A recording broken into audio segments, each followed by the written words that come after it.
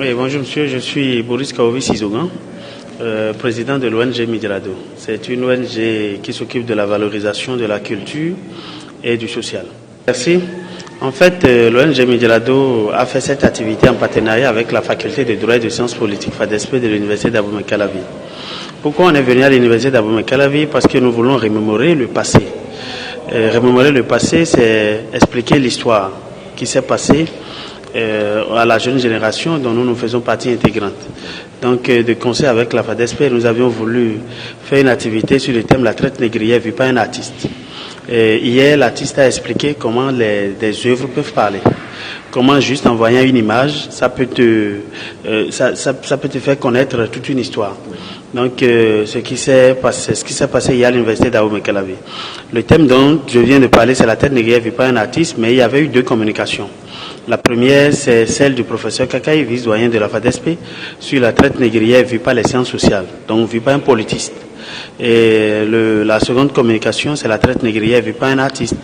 Et ça nous a permis de revenir sur la traite négrière, voir comment les Blancs sont apparus en Afrique, voir l'origine de la traite négrière, voir comment ça s'est passé et voir les répercussions, que ce soit les répercussions positives que négatives sur la vie actuelle.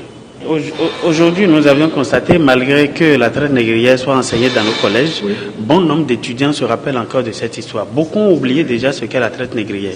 Donc ça nous a permis, hier, surtout avec l'artiste, de faire véritablement comprendre aux étudiants ce qu'ils ont appris, que la théorie, de ramener un peu vers la pratique.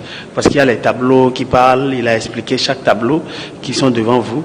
Et ça a permis aux étudiants de faire un rapprochement avec ce qu'on leur a enseigné dans les cours secondaires et ce qu'ils ont vu ici. Cette conférence sera sanctionnée par des documents qui sortiront à la fin et qui vont illustrer la logique de tout un chacun de tous ceux qui ont intervenu hier. Donc il y aura un document qui va sanctionner la conférence et chaque étudiant désireux peut se rapprocher du rectorat de l'université d'Abomey-Calavi pour s'enquérir de ce document.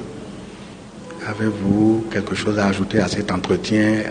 Je demande les perspectives après cette étape de l'université d'Abomey-Calavi. Non, c'est beaucoup d'activités que nous voulons faire dans le cadre de valoriser la culture de notre pays.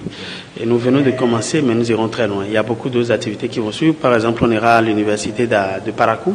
À l'université de Parakou, ça ne serait pas la traite négrière, mais ça serait l'histoire du Bénin. Parce qu'aujourd'hui, il y a bon nombre d'étudiants qui ne connaissent même pas Teru Kongaku. Il y a beaucoup d'étudiants qui ne connaissent pas Hubert Manga. Il y a beaucoup d'étudiants qui ne connaissent pas l'histoire de ceux-là quand même qui ont animé la vie politique de notre pays.